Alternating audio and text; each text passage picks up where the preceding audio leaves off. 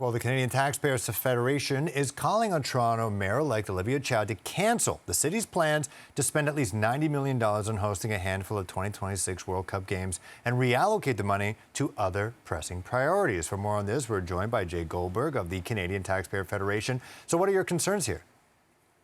Well, my big concerns are that we're looking at paying $644,000 for every minute a team is on BMO Field if we're to go ahead with the games here.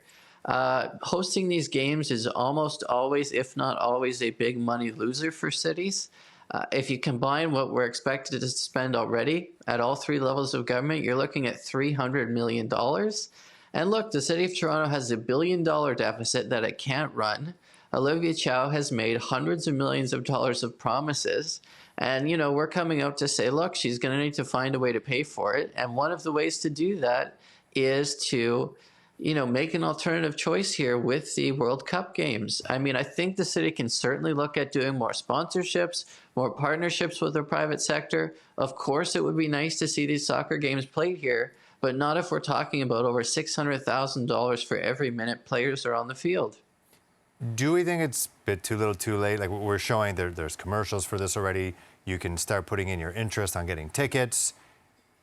Is this a little too late to make this call?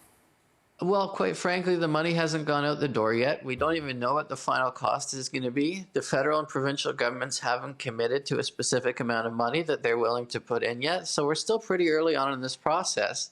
And look, we're only expected to host anywhere from 5 to 8 games. That's about 17% of all the games, 17% in Canada, if you include the Vancouver games. So less than 10% of them are going to be here in Toronto.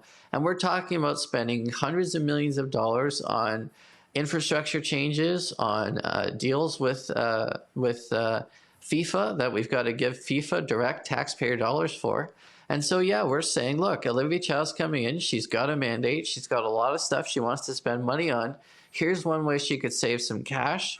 And quite frankly, if they want it to go forward, they need to find more private sector sponsorship. We can't have, look, they've lost their job. They're finding it hard to make ends meet. So 20% of Canadians are skipping meals because they can't afford to pay for every meal. And we're talking about spending all this money on the World Cup. I just think it's the wrong priority. And I think that Olivia Chow can come in and make a statement as a breath of fresh air. Now, obviously, yes, I understand what you're saying about past Olympics or past World Cups. We saw what happened in Brazil and what's left of some of those stadiums. They're just never used again. They're consumed by the environment. But you don't think that Toronto could be a little bit different? We weren't just going to have a gaping hole in the middle of our city financially and physically, infrastructure-wise. You don't see there's any benefit to hosting such a worldwide event? Well, the only thing they're looking at doing in terms of upgrading infrastructure is expanding the size of BMO Field. And quite frankly, right now, the teams that play there, there's no indication that, it's selling out every game and that somehow we need more infrastructure. And if, in fact, we do, it should be the private sector that owns the field that should be doing this. We shouldn't have taxpayers on the hook for it. So, look, I want to see soccer games in Toronto. I think it would be great to have the World Cup in Toronto. I think it'd be great to play some games here. The question is, how should it be paid for? Should it be a situation where we have governments that aren't looking to the private sector for sponsorship? They're just asking taxpayers to foot the entire bill. We don't know what the bill is. We know there's going to be cost overruns, and the city is in a budget crisis. So all of these things are coming together. And what I'm saying is Olivia Chow should make it very clear that she has a lot of other priorities that are higher on the list, and that this should be something where they give a serious consideration to involving the private sector to a greater degree and more sponsorships. And if they can't do that, then simply allow another city to host more of the games.